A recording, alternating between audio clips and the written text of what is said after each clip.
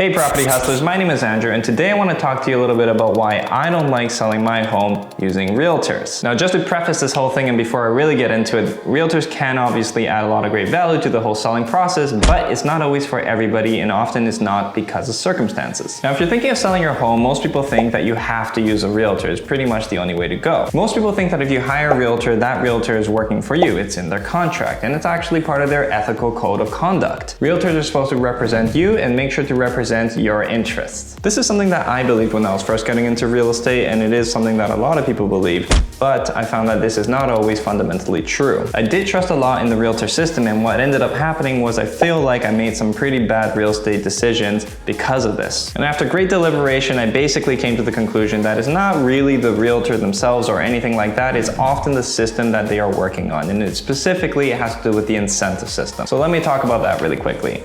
Many of us know that if you hire an agent to list your property, they're going to be taking a 2% commission. Now, if you're selling a property for $750,000, that's going to be worth about $15,000 in a commission. Now, a good agent who is listing your property will hopefully put a lot of time and marketing efforts into your property. And because they put that time and effort into your property, it's actually going to be very important to them that they eventually sell your property. Otherwise, that time and effort goes wasted. Now, if we use an example where you might be listing a property for sale for $750,000, but let's just say the highest offer that came in was $735,000. 2% of $750,000 is $15,000. And then if the highest offer that came in is $735,000, the agent might be inclined to get you to close on that deal because that $15,000 difference, the difference between $735,000 and $750,000, makes only a $300 difference in commission to the agent. So even if the agent thought, okay, maybe if we wait till the next season, we'll be able to make you an extra $15,000 or something, it's really only making a difference of $300 to that agent. So there is actually not as strong of an incentive for that agent to encourage you to wait or do what technically might be right in real estate terms. And I think what will really help break this down is if I actually give you a very real example, because it gets even more complicated when we look at double commissions. I was selling a property quite a while ago for $500,000 and I had an agent that I didn't know too well but came referred from somebody. They were going to sell my property and they were going to do 2%. That is going to be worth about $10,000 to them. But what happened was they got another buyer, and because they got another buyer, they are now able to get into the 2% for selling and the 2.5% commission for buying. Now let's look at that for a second. The buying commission is $12,500 on that $500,000 purchase. And if he takes both of them, that's $22,500.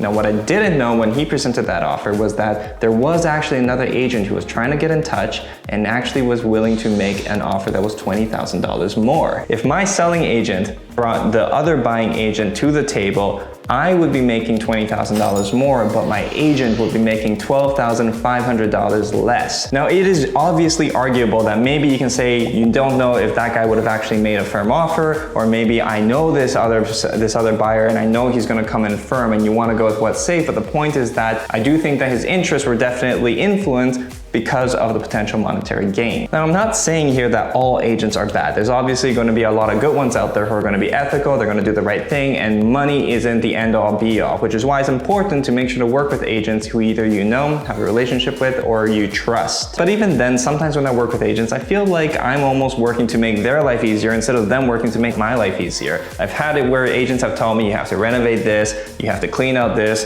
throw out that, improve all this, and now we're going to do some staging. And by the way, don't be in the house when you're here. And those dogs, cage them. It's like so many things that you have to do, and I'm not saying that it's not beneficial to do them, but it's not for everyone. One of the worst things that happened to me that really frustrated me was that an agent approached me and said they could sell my home for X value if I renovated, cleaned out, and moved out. And then after that whole song and dance, I wasn't even able to sell the property for what she was promising to sell it for. And what was the point of all that? And now I had to keep the property, refinance it, and rent it out when really I was hoping to cash out for something else. Which now brings me to my next point. If this is the situation that we are potentially dealing with, what is the alternative? Well, the alternative was this, and I came across this from having seen one of those flyers that are just posted on the side of the street saying, "We buy houses cash." I actually approached one of those people and they were able to make me an offer that was pretty reasonable and it met my conditions. It was more or less on my terms, and I thought we can actually do this too.